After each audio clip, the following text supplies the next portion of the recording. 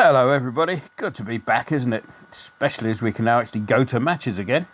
We open the season with a trek to Newcastle. Kick-off's 2 PM on Sunday and the match is on Sky. I suspect that the people from Eyes Up Mother Brown will be on as well at some stage. Talking of whom, I should express some words of gratitude to all those who voted yours truly KUMB Writer of the Year. It's genuinely much appreciated, especially given the number of real writers that do really good stuff around here. However, no doubt the boss will have made some sarky comments at the top of the written version of this before this goes out. So Newcastle then. Well, I should preface this with a large degree of sadness, as this match will mark the first trip to Newcastle since my good mate and Geordie, Preview Alistair, passed away.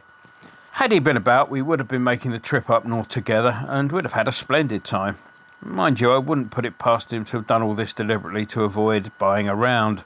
Rest in peace, mate. Not much has changed up there since last season. They're still owned by the ever-popular Mike Ashley. Their fans were keen on Saudi Arabian interests taking over, but the authorities seem to have put a block on that, due to the Saudis being, well, dodgy. Though such concerns never seem to have bothered them with other clubs in the past. The latest thing is that Mike Ashley is taking the case to the Competitions Appeal Tribunal, which is part of the court system. Premier League has reacted by saying there's no case to answer, and the tribunal will hear the case in September. Last season they ended up in 12th spot by virtue of the 6-point donation that we kindly gave them.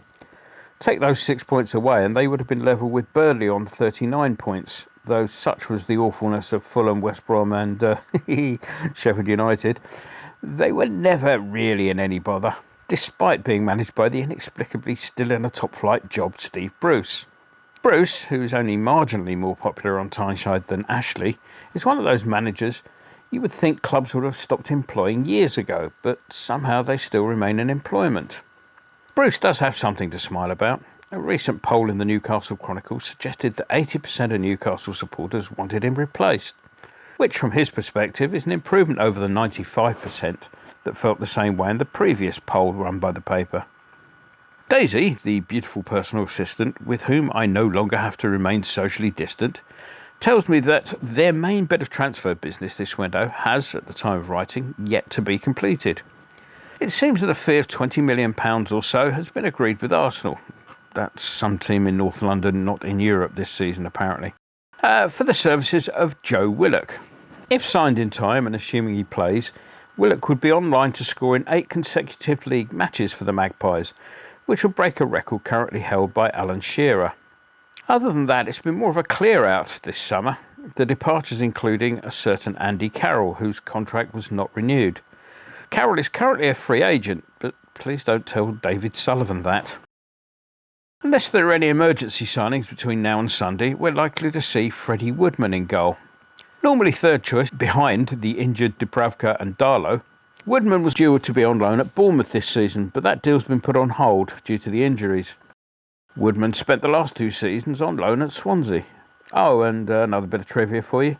Gareth Southgate is his godfather. In the absence of much being done on the transfer front up there, we shall move on to the weekly look at the wild and wacky world of association football, which I like to call my weekly look at the wild and wacky world of association football. On the pitch this season, there will be some new things to look out for. PGMOL have proudly announced that contact alone will not be enough for the award of a free kick or a penalty. In future, any contact will actually need to be sufficient to actually bring a player down. Now, the more observant of you who've actually read the notes and the guidelines and the laws of the game should note that this has actually always been the case. This idea of if there's contact, it's a penalty came about as a result of pundits, mainly ex-Liverpool players, justifying the millions of cheated penalties awarded to that side down the years. As an announcement, it's a welcome one, even if it is some 40 years late. We'll also see a change to the operation of VAR with regard to offside. The lines we all saw on the telly are thicker than the ones that are actually used to make the decisions. Quite why we weren't trusted with the same information, Lord alone knows, though I suspect that PGMOL's habit of covering its employees' backsides may have had something to do with that. Whatever the reason, from this season the thicker TV lines will be used to give greater benefit of doubt to attackers. Incidentally, did you notice how well VAR worked in the Euros this summer? Amazing what you can do if PGMOL aren't involved.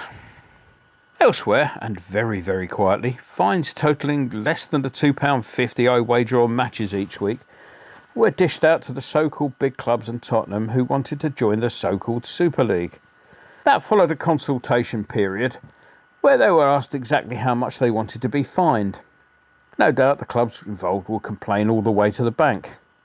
There again, if PGMOL does actually apply the laws of the game properly on penalties, that will probably equate to a points deduction for Liverpool anyway. And so let's move on to us. Well, there'd been something of a kerfuffle over attempts by a group known as PAI Capital to buy the club. Rumours were abounding that someone had asked the magic question earlier this year. Mr. Sullivan was first to go public, stating that PAI had not met the asking price or supplied proof of funds. PAI responded by saying that they were a bit reluctant to get involved in a public slagging match, but they were also even more reluctant to let statements such as those issued by Mr. Sullivan go unchallenged, given that they'd agreed to meet the asking price and had actually supplied proof of funds. Mr. Sullivan didn't seem to comment on that statement, despite it effectively calling him a liar. Instead, he made a sniffy comment about PAI being interested only in the property side of things and that he wouldn't sell to, quote, people like them, unquote, castigating them in the process for doing business through the media. Since then, PAI has gone into more detail over the property deal, which would involve taking over the stadium on a revised lease from LLDC that would allow PAI to make alterations to make the stadium more suitable for football. Presumably the deal would also see us retain matchday income as well, all of which would see the property deal entered into with the aim of improving the football side of things. Now, one would presume that Mr. Sullivan knows this. It's a matter of public record after all. So I'd dearly like to know what is so wrong with that deal in his eyes. After all, the sale of the Boleyn was supposed to have been done with the improvement of the football side in mind. And what was that if it wasn't a property deal? The latest statement from PAI was extra interesting. They claim to have conducted a thorough review of the club's records held in a data room. Now, professionally speaking, I'm not without experience of such things. Businesses wanting to sell up place all their records in a so-called virtual computerised room where accountants and legal bods engaged by putative buyers can review the documents as part of a due diligence process. This does rather beg two questions. If PAI had only supplied a vague proposal without proof of funds, why give their representatives access to a data room? Secondly, if, as Mr. Sullivan keeps saying, he's got no intention of selling and that he wants to pass the club on to his family, why have a data room in the first place? On the pitch, pre-season, the highlight was probably the thrashing of Celtic on their own patch. Yes, I realise that the result probably just confirms what we all know about the standard of football north of the border, but it was dead funny all the same. New signings? Well, we brought in Alphonse Areola on loan from PSG. I think we did all the surname jokes last season while he was at Fulham, so we'll skip over that. Areola comes in on a one-year deal with an option to buy. Although he's been with PSG since 2009, he's effectively been out on loan since 2013, spending time at Lens, Bastia, Villarreal, Real Madrid and last season at Fulham. Capped 3 times at full level by Les Grenouilles, Areola's arrival probably means a departure for Darren Randolph, though at the time of writing Randolph still remains on the books. On the injury front for this weekend we have 3 doubts. Lanzini has an unspecified knock, Ogbonna has a hamstring strain, and Masuaku is still in rehab following his knee problems, though he did get 75 minutes for the under-23s at Millwall the other day, so he shouldn't be too far away from the squad.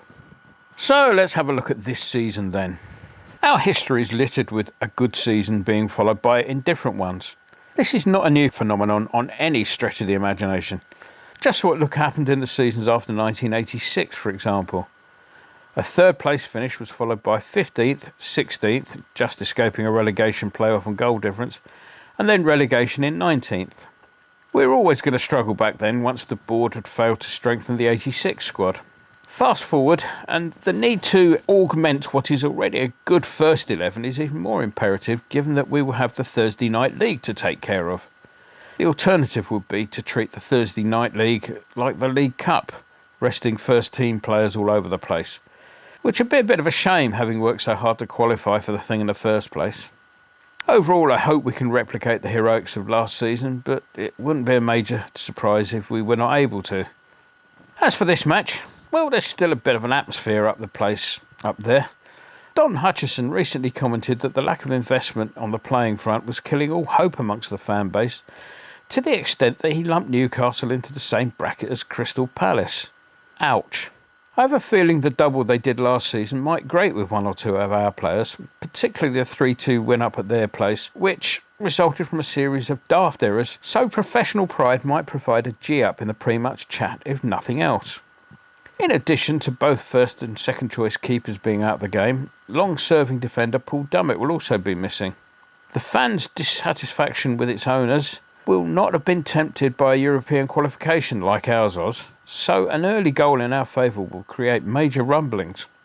So, now that we're allowed out, I'll make my way to the emporium of gambling that is Winston's The Turf Accountants, and I'll place the £2.50 that was going towards the Sign Messi fund on an away win. Let's say 2-1 to us.